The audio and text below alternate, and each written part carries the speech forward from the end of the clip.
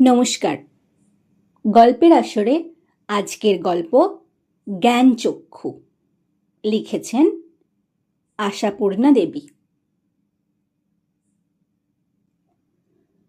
কথাটা শুনে তপনের চোখ মার্বেল হয়ে গেল। নতুন মেসোমশাই, মানে যার সঙ্গে এই কদিন আগে তপনের ছোট মাসির বিয়ে হয়ে গেল দেদার ঘটাপটা করে, সেই তিনি নাকি বই লেখেন। সেসব বই নাকি ছাপাও হয়। অনেক বই ছাপা হয়েছে মেসোর। তার মানে তপনের নতুন মেসোমশাই একজন লেখক, সত্যিকার লেখক। জলজ্যান্ত একজন লেখককে এত কাছ থেকে কখনো দেখেনি তপন। দেখা যায় তাই জানতো না।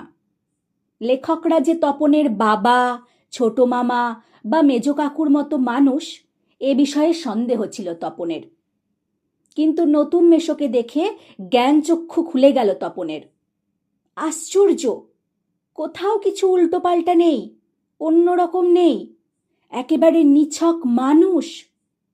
সেই ওদের মতো দাড়ি কামান, সিগারেট খান, খেতে বসেই আরে ব্যাস এত কখনো খাওয়া যায় বলে অর্ধেক তুলে দেন, চানের সময় চান করেন এবং ঘুমের সময় ঘুমোন। তাছাড়া ঠিক ছোট মামাদের মতোই খবরের কাগজের সব কথা নিয়ে প্রবলভাবে গল্প করেন, তর্ক করেন, আর শেষ পর্যন্ত এদেশের কিছু হবে না বলে সিনেমা দেখতে চলে যান, কি বেড়াতে বেরোন সেজেগুজে। মামার বাড়িতে এই বিয়ে উপলক্ষেই এসেছে তপন, আর ছুটি আছে বলেই রয়ে গেছে। ওদিকে মেসোরও নাকি গরমের ছুটি চলছে, তাই মেসো শ্বশুরবাড়িতে এসে রয়েছেন কদিন। তাই অহরহই জল জ্যান্ত একজন লেখককে দেখবার সুযোগ হবেই তপনের। আর সেই সুযোগেই দেখতে পাচ্ছে তপন লেখক মানে কোনো আকাশ থেকে পড়া জীব নয়, তপনদের মতোই মানুষ। তবে তপনেরই বা লেখক হতে বাধা কি? মেসোমশাই কলেজের প্রফেসর, এখন ছুটি চলছে, তাই সেই সুযোগে শ্বশুরবাড়িতেই রয়ে গেছেন কদিন। আর সেই সুযোগেই দিব্যি একখানি দিবানিদ্রা দিচ্ছিলেন। ছোট মাসি সেই দিকে ধাবিত হয়। তপন অবশ্য না বলে প্রবল আপত্তি তোলে, কিন্তু কে শোনে তার কথা? ততক্ষণে তো গল্প ছোট মেসোর হাতে চলেই গেছে। হইচই করে দিয়ে দিয়েছে ছোট মাসি তার ঘুম ভাঙিয়ে। তপন অবশ্য মাসির এই হইচইতে মনে মনে পুলকিত হয়, মুখে আ আ করলেও হয়, কারণ লেখার প্রকৃত মূল্য বুঝলে নতুন মেসোই বুঝবে। রত্নের মূল্য জহুরির কাছেই। একটু পরেই ছোট মেসো ডেকে পাঠান তপনকে, এবং বোধ করি নতুন বিয়ের শ্বশুরবাড়ির ছেলেকে খুশি করতেই বলে ওঠেন, তপন, তোমার গল্প তো দিব্যি হয়েছে, একটু কারেকশন করে ইয়ে করে দিলে ছাপতে দেওয়া চলে। তপন প্রথমটা ভাবে ঠাট্টা, কিন্তু যখন দেখে মেসোর মুখে করুণার ছাপ, তখন আহ্লাদে কাঁদো কাঁদো হয়ে যায়।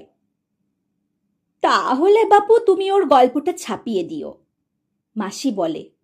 মেসোর উপযুক্ত কাজ হবে সেটা। মেসো তেমনি করুণার মূর্তিতে বলেন, তা দেওয়া যায়, আমি বললে সন্ধ্যা তারার সম্পাদক না করতে পারবে না। ঠিক আছে তপন, তোমার গল্প আমি ছাপিয়ে দেব। বিকেলে চায়ের টেবিলে ওঠে কথাটা, আর সবাই তপনের গল্প শুনে হাসে। কিন্তু মেসো বলেন, না না, আমি বলছি তপনের হাত আছে, চোখও আছে। নচেত এই বয়সের ছেলে মেয়েরা গল্প লিখতে গেলেই তো হয় রাজারানীর গল্প লেখে, নয়তো খুন, জখম, অ্যাক্সিডেন্ট, অথবা না খেতে পেয়ে মরে যাওয়া, এই সব মাল মশলা নিয়ে বসে। তপন যে সেই দিকে যায়নি, শুধু ওর ভর্তি হওয়ার দিনের অভিজ্ঞতা আর অনুভূতির বিষয় নিয়ে লিখেছে, এটা খুব ভালো, ওর হবে। তপন বিহ্বল দৃষ্টিতে তাকায়। তারপর ছুটি ফুরোলে মেসো গল্পটি নিয়ে চলে গেলেন। তপন কৃতার্থ হয়ে বসে বসে দিন গোনে। এই কথাটাই ভাবছে তপন রাত দিন। ছেলেবেলা থেকেই তো রাশি রাশি গল্প শুনেছে তপন, আর এখন বস্তা বস্তা পড়ছে। কাজেই গল্প জিনিসটা যে কি সেটা জানতে তো বাকি নেই। শুধু এইটাই জানা ছিল না, সেটা এমন সহজ মানুষেই লিখতে পারে। নতুন মেসোকে দেখে জানল সেটা। তবে আর পায় কে তপনকে? দুপুরবেলা সবাই যখন নিথর নিথর, তখন তপন আস্তে একটি খাতা, হোম টাস্কের খাতা আর কি, বিয়ে বাড়িতে যেটি মা না নিয়ে ছাড়েননি, আর কলমটি নিয়ে 3 তলার সিঁড়িতে উঠে গেল। আর তোমরা বিশ্বাস করবে কিনা জানি না, একাসনে বসে লিখেও ফেললো আস্ত একটা গল্প। লেখার পর যখন পড়ল, গায়ে কাঁটা দিয়ে উঠল তপনের, মাথার চুল খাড়া হয়ে উঠল। এ কি ব্যাপার, এ যে সত্যিই হুবহু গল্পের মতোই লাগছে। তার মানে সত্যিই একটা গল্প লিখে ফেলেছে তপন। তার মানে তপনকে এখন লেখক বলা চলে।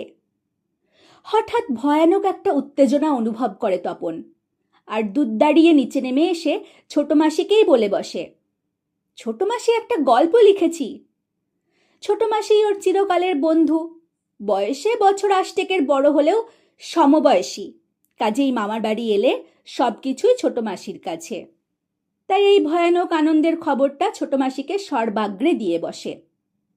তবে বিয়ে হয়ে ছোট মাসি যেন একটু মুরব্বি মুরব্বি হয়ে গেছে, তাই গল্পটা সবটা না পড়েই একটু চোখ বুলিয়েই বেশ পিঠ চাপড়ানো সুরে বলে, ও মা, এ তো বেশ লিখেছিস রে, কোনোখান থেকে টুকলিফাই করিসনি তো? আহ ছোট মাসি, ভালো হবে না বলছি। আরে বাবা, খেপছিস কেন? জিজ্ঞেস করছি বই তো নয়। রোশো, তোর মেসোমশাইকে দেখাই। কিন্তু গেলেন তো গেলেনই যে। কোথায় গল্পের সেই 8-60 ছাপার অক্ষরে গাঁথা চেহারাটি, যার জন্য হাঁ করে বসে আছে তপন, মামার বাড়ি থেকে বাড়িতে চলে এসেও। এদিকে বাড়িতে তপনের নাম হয়ে গেছে কবি, সাহিত্যিক, কথাশিল্পী, আর উঠতে বসতে ঠাট্টা করছে, তোর হবে, হ্যাঁ বাবা তোর হবে। তবু এইসব ঠাট্টা তামাশার মধ্যেই তপন আরও 2-3টে গল্প লিখে ফেলেছে। ছুটি ফুরিয়ে এসেছে, হোম টাস্ক হয়ে ওঠেনি, তবু লিখছে, লুকিয়ে লিখছে, যেন নেশায় পেয়েছে। তারপর ছুটি ফুরলো, রীতিমতো পড়া শুরু হয়েছে। প্রথম গল্পটি সম্পর্কে একেবারে আশা ছাড়া হয়ে গেছে, বিষণ্ণ মন নিয়ে বসে আছে। এমন সময় ঘটল সেই ঘটনা। ছোট মাসি আর মেশো একদিন বেড়াতে এলো, হাতে এক সংখ্যা সন্ধ্যা তারা। কেন? হেতু? সন্ধ্যা তারা নিয়ে কেন? বুকের রক্ত ছলকে ওঠে তপনের। তবে কি সত্যিই তাই? সত্যিই তপনের জীবনের সবচেয়ে সুখের দিনটি এলো আজ? কিন্তু তাই কি সম্ভব? সত্যিকার ছাপার অক্ষরে তপন কুমার রায়ের লেখা গল্প হাজার হাজার ছেলের হাতে হাতে ঘুরবে? পৃথিবীতে এমন অলৌকিক ঘটনাও ঘটে? তা ঘটেছে, সত্যিই ঘটেছে। সূচিপত্রেও নাম রয়েছে। প্রথম দিন গল্প, শ্রী তপন কুমার রায়। সারা বাড়িতে শোরগোল পড়ে যায়। তপনের লেখা গল্প পত্রিকায় ছাপা হয়েছে, ওর লেখক মেশো ছাপিয়ে দিয়েছে। পত্রিকাটি সকলের হাতে হাতে ঘোরে। সকলেই একবার করে চোখ বোলায় আর বলে, বারে, চমৎকার লিখেছে তো। মেশো অবশ্য মৃদু মৃদু হাসেন, বলেন, একটু আধটু কারেকশন করতে হয়েছে অবশ্য, নেহাত কাঁচা তো। মাসি বলে, তা হোক, নতুন নতুন অমন হয়। ক্রমশ ও কথাটাও ছড়িয়ে পড়ে, ওই কারেকশানের কথা। বাবা বলেন, তাই, তা নইলে ফট করে একটা লিখলো আর ছাপা হলো।